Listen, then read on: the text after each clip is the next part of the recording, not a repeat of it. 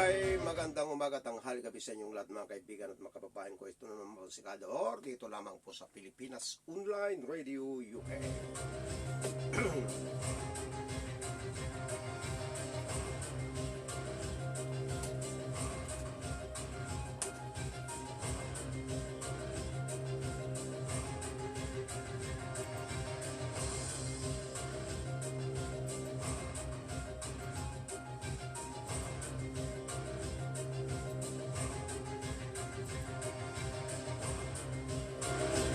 Mga kaibigan, eto naman po tayo dito sa ating mahimpilan na Pilipinas Online Radio UK.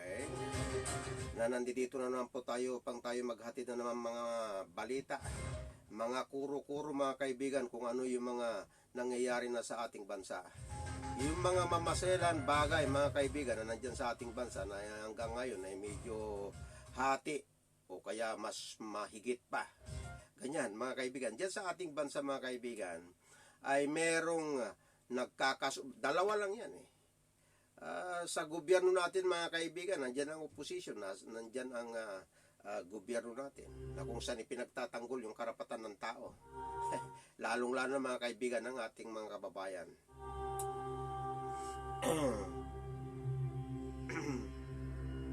Ganon pa man mga kaibigan, ay bago ko ipagpapatuloy ang aking programang Boses ng Bayan, ay gusto ko munang batiin yung aking mga naging ka-meeting kagabi dun sa Zoom. Gabi dito sa amin. Kagabi ito. Tungkol doon sa voting by mail. Ito yung pinag-uusapan namin. Naging issue sa atin bayan, mga kaibigan, dyan sa ating bansa, noon pa man, yung Smartmatic at saka sa Comelec. Yan ang ating pag-uusapan natin ngayon mga kaibigan at mga kababayan ko. Pero bagong lahat yan, ay gusto ko munang batiin yung mga talaga namang nagumigting yung kanilang damdamin na sana mabago ang sistema dyan sa ating bansa. Lalong-lalo na mga kaibigan at mga kababayan ko, yung pagboboto. Yung karapatan ng tao upang mamili kung sino yung gusto niyang may luklok dyan sa ating bansa bilang opisyales. Gusto ko munang batiin itong mga ito. Ito'y talaga namang hindi ko maipaliwanag yung damdamin ko sa kanila. Dahil ang kanila ay hindi naman sila opisyales dyan sa gobyerno. Pero sila ay talaga naghahanap sila ng kalutasan upang ang mga Pilipino ay talaga naman tahimik na pamumuhay ang kanilang minimitiho dito. Binabati ko ito si John Darwin. Ito si Ma'am Yagit. Ito si Los.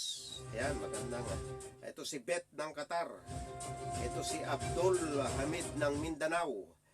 Ganon din naman si Shermaine. At saka ito si Abdullah ng Kabla.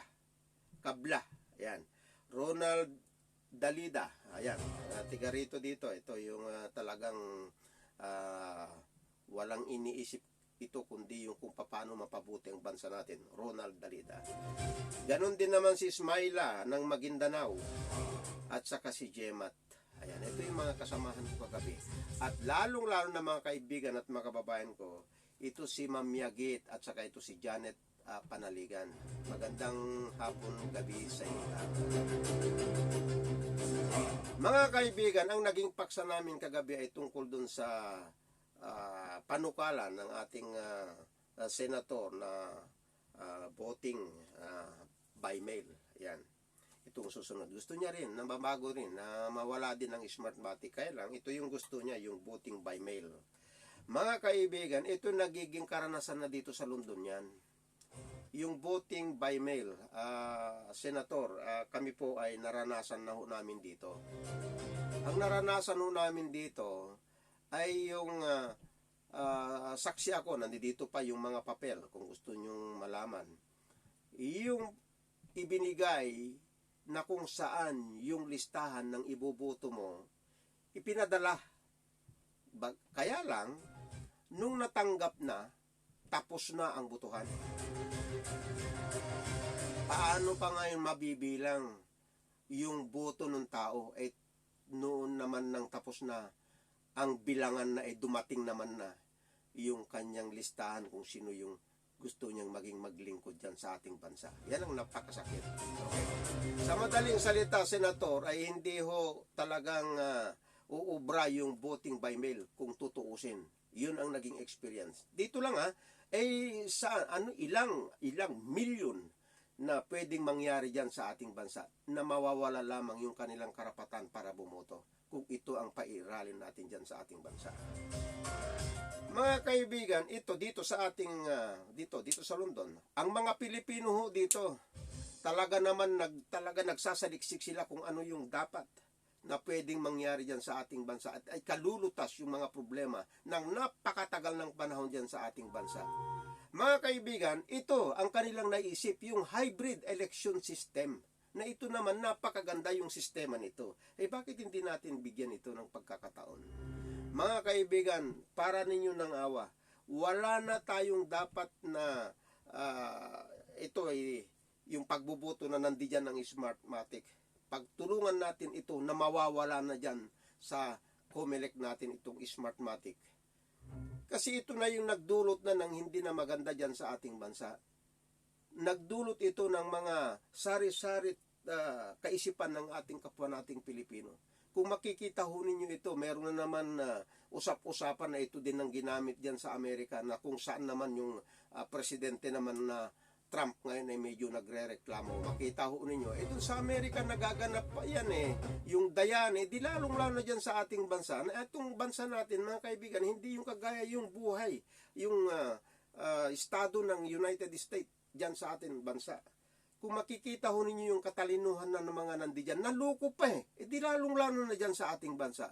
Kaya ang Smartmatic, mga kaibigan at mga kababayan ko, pagtulungan natin ito, mawala na dapat ang Smartmatic at ang ipapalit natin yung hybrid election system na kung saan yung napakagaling nating abogado dyan, si Atty. Glenn Chong, pinag-aralan niya ito. Dito ako believe sa abogado nito.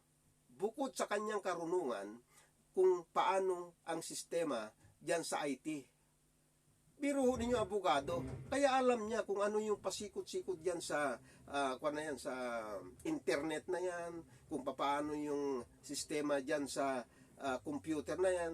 Mga kaibigan, dito bilib ako dito sa abogado na ito. Kaya yung hybrid election system, mga kaibigan, na kung saan yung gusto niyang maganap diyan sa ating bansa itong darating na election, please lamang po pagtulungan natin ang hybrid election system dyan sa ating bansa. Mga kaibigan, kung tutunghayan na natin, ilan na lamang ang mga nagmamalasakit dyan sa ating bansa.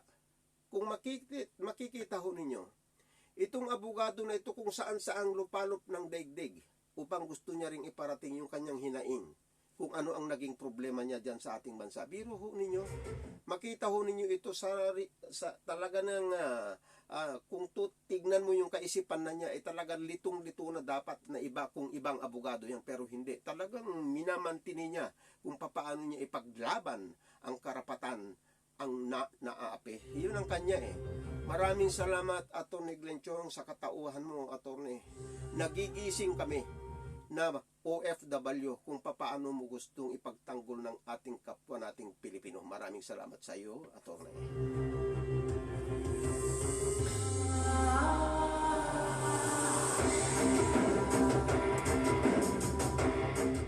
Mga kaibigan, maraming sumbong ho dito tungkol dyan sa eleksyon natin, dyan sa ating bansa, na kung maaari nga daw talaga mawala. Mr. President, ito panawagan ho ng OFW. Sana po mapakinggan ho ninyo ang hinain ng ating kapwa nating Pilipino, lalong-lalo na ang mga OFW, Mr. President. Gusto nilang mawala ang Smartmatic at ang kinakailangan na kung ano yung pwede nating ipalitan yung hybrid election system. Yun ang kanilang minimiti. Mr. President, kami po ay nakikiusap sa inyo.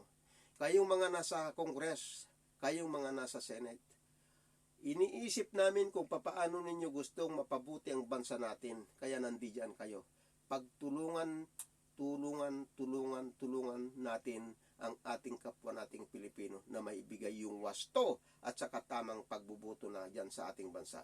Itong darating na 2022, kinakailangan pairalin na natin ang hybrid election system at mawala naman ang Smartmatic. Mga kaibigan at mga kababayan,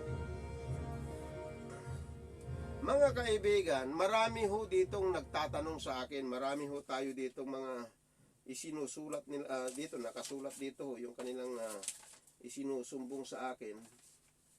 Ito, hindi ho nila makakalimutan ho yung, ano ito,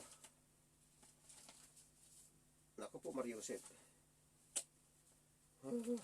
Ay, mayroon. Okay. Ganon pa man mga kaibigan, ito na nabanggit ko kasi nung isang linggo tungkol ho dun sa ano ito, sa Fuga Island. Na kung saan yung sinasabi ho nila dito na isinusubong. Hindi ko naman alam yan yung Fuga Island na yan Bagamat alam ko, pero hindi ko pa narating itong lugar na ito. Ang sinasabi ho nila dito ay merong porsyon ng Fuga Island na ang mga okupada ho dyan ay mga Chinese. At ito pang masakit, walang pwedeng pumasok na kahit sino dyan na Pilipino. Ito ay exclusive for Chinese only daw. Yan ang nangyayari. Sa madaling salita, sa Fuga Island kasi mga kaibigan, kung tutunghayan natin, nandyan sa may bandang Cagayan yan. At ang iniisip po nila dito, nagtatayo na daw ho sila yata ng military camp nila dyan. At saka hindi lamang yon, yung meron silang sinasabi na dun sa kung paano yung site. Ayan, may site daw sila dyan. Ewan ko kung paano ho ito. Sana ho ay makarating ho sa ating Pangulo na sana tignan ho nila yung Fuga Island na yan. Ito, may mga nagsusumbong ho dito. Na biro ho ninyo, tiga Amerika pa yung nakakapagsabi. At saka yung mga Pilipino, huling-huli na sila na hindi na nila alam kung anong nangyayari dyan sa ating bansa. Ay, Mariosep. Sa bagay ho, yung mga nagsusumbong ho, nakatira na ho mismo dyan. At saka meron din ho dito, nakatira ho dyan sa Fuga Island, na binabanggit nga ho, yan na nangyayari dyan sa ating bansa. Mr. President, tunghayan po ninyo itong mga nangyayari dyan sa ating bansa.